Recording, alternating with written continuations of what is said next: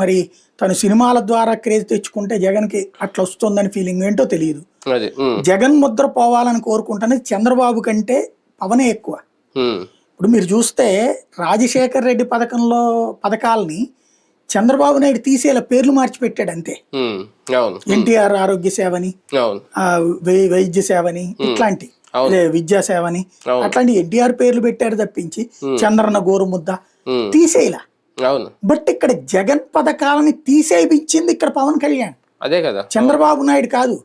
చంద్రబాబు మీద ఒత్తిడి తెచ్చి తీపిస్తున్నది పవన్ కళ్యాణ్. అవును ఈ వాలంటీర్ల వ్యవస్థ నాశనానికైనా ఇదైనా, లేదా చంద్రబాబే తీస్తూ పవన్ కళ్యాణ్ ముందు పెడుతున్నాడు అనుకోవచ్చు.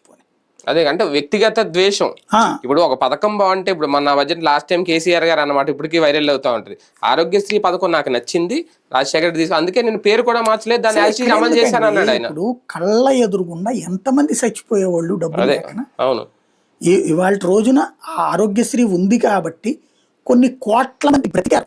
ఆపరేషన్ చేయకపోతే చచ్చిపోతాం, తీసుకు చచ్చిపోతాం. ఆ ఆపరేషన్ ఫ్రీగా జరిగినాయి కదా. అందులో అద్భుతమైన పని చేసింది ఏంటి, ఆ తర్వాత ఇంటికి